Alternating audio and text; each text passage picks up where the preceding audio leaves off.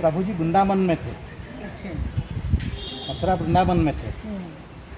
तो यहाँ से अकाल पड़ा था इस गांव में, तो यहाँ से दोनों ब्राह्मण तीर्थ करने के लिए निकले, अकाल को दूरीभूत करने के लिए। तो एक युवक ब्राह्मण और एक बुढ़ा ब्राह्मण।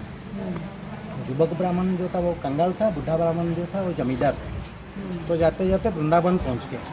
अच्छा। जब वृंदावन पहुँच गए तो प्रभु जी वहाँ पर केसी घाट के ऊपर विराजमान थे। तो बुढ़ा ब्राह्मण का शरीर असुस्थ हो गया। जब असुस्थ हो गया तो युवक ब्राह्मण ने बुढ़ा ब्राह्मण का सेवा किया। जब सेवा किया उसी सेवा से बुढ़ा ब्राह्मण अच्छा हो गया। जब अच्छा हो गया तो बुढ़ा ब्राह्मण ने प्रभु जी के सामने जल तुलसी लेके हाथ में सत्य किया, देखो ब्राह्मण, तुमने मेरा इतना सेवा किया, उसी सेवा से मैं अच्छा हो गया हूँ। तो मैं प्रभु जी के सामने ये सत्य करता हूँ जल तुलसी लेके, मेरे घर में जो कन्या है उसके साथ शादी तुमको दूंगा। और तुम तो कंगाल ब्राह्मण हो, रुपया पैसा देने से तुम आ जाएगा, कहीं ला देगा, तो कुछ बीघा जमीन तुम्हारे नाम पर कर दूंगा। तो युवक ब्राह्मण ने बोला, ये कैसे संभव है? आप थे जमींदार का, मैं तेरा कंगाल, ये कैसे संभव है? ना घर का मुखिया मैं हूँ, मैं जो बोलूँगा वही होता। ठीक है, जैसी आपकी इच्छा है। हाँ। तो वहाँ से सत्य करके वापस लौट आए। जब वापस लौट आए तो घर में सब वृत्तांत सब रखा बुढ़ा ब्राह्मण ने परिवार के सदस्य के सामने। तो परिवार का सदस्य के दबाव में आकर वो सत्य भंग कर दिया।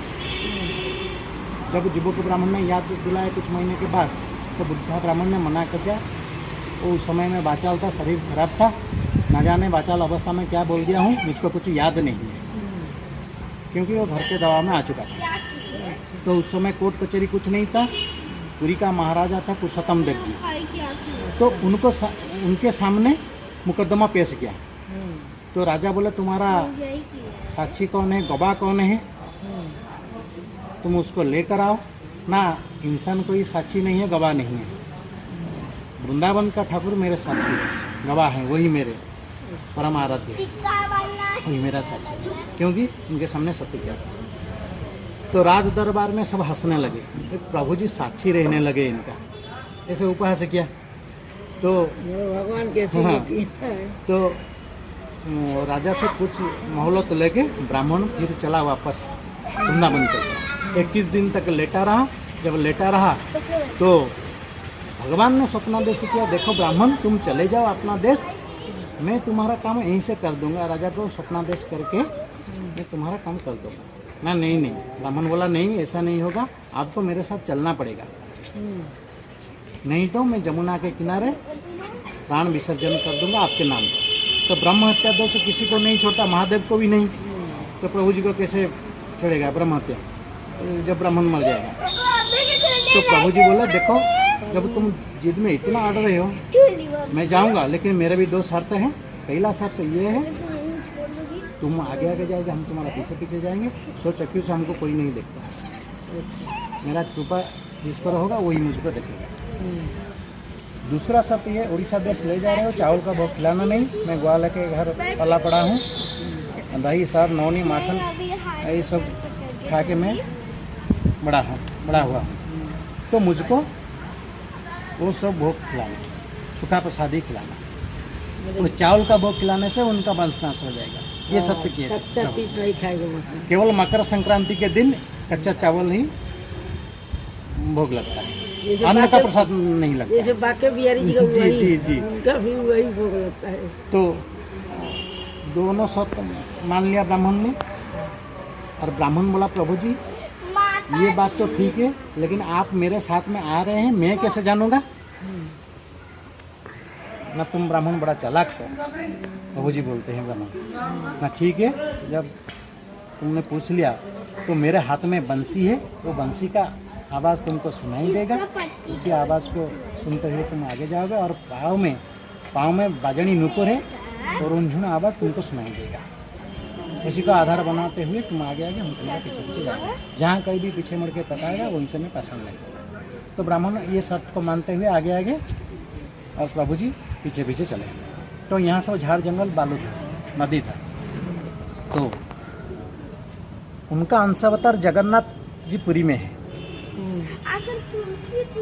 कृष्ण जी का अंशावतार जगन्नाथपुरी में जगन्नाथ जी वो दारू ब्रह्म है, ये परम ब्रह्म है द्वापर युग में।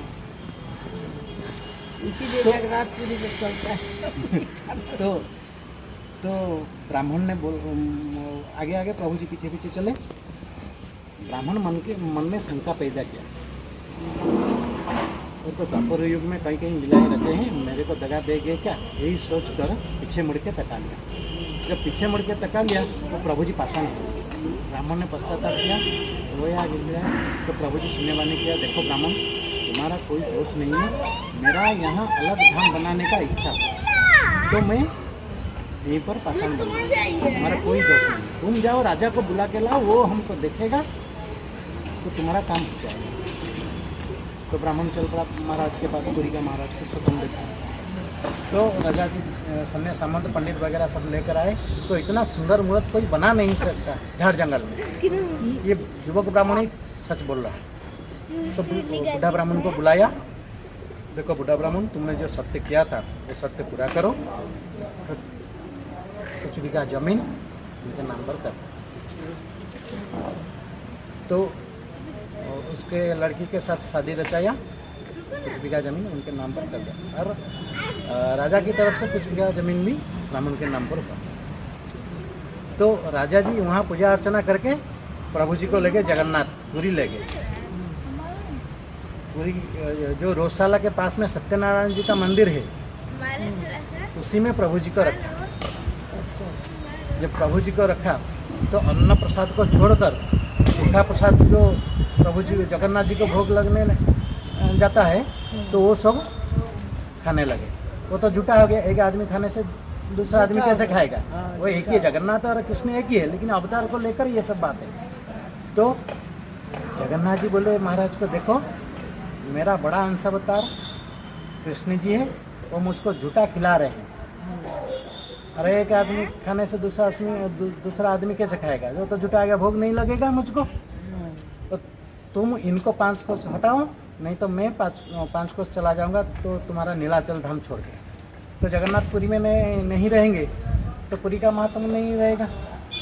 तो राजा जी जहाँ पर लिए थे प्रभु जी को, वहाँ मंदिर बनाया, मंदिर बना के प्रभु जी को रखा। तो प्रभु जी बोले, देखो राजा, मैं वृंदावन में राधा को छोड़कर आया।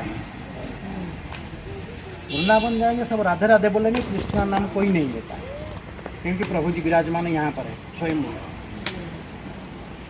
तो मेरे बगल में राधा जी का प्रतिमूर्ति निर्माण करके स्थापित करो।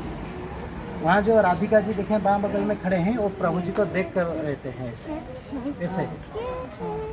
सब जगह देखेंगे जुगल मूर्त है, राधा कृष्ण जुगल मूर्त है, लेकिन यहाँ अलग है, क्योंकि वृंदावन में छोड़कर आए थे। वृंदावन जाएंगे सब राधे राधे बोलेंगे। तो कार्तिक महीना जब आता है तो बड़ा मेला लगता है, राधा जी का पाद दर्शन होता है। मैंने बाबू जी को बोला था कार्तिक महीने में आएंगे, एक बार आएंगे। यहाँ पर, हाँ यहाँ पर जैसे जगन्नाथ जी का रथ यात्रा होता है, यहाँ औला नवमी होता है, राधा पादा दर्शन बोला जाता है। तो प्रभु जी यहाँ पर विराजमान है। दिन में लड्डू मालपुआ माखन मिश्री ये सब लगता है। ये साची गोपाल का और एक नाम भी है वहाँ वृंदावन, और इसको बोलते हैं गुप्त वृंदावन। पहला नाम ये जी आते समय का ये पेड़ है, प्रभु जी को छाया देकर ले आया था ये पेड़। अच्छा, जब आने से मसीहा में जो वाक़या हुआ था, साइक्लोन हुआ था, वो गिर गया था। भागवत तो यहाँ पे होता है तो कौन पढ़ता है इसको? भक्तजन आते हैं सब, तो हम भी भाग लेते हैं इसमें बैठ के। नहीं, वो तो बहुत टाइम लगता होगा ना हाँ, भागवत में।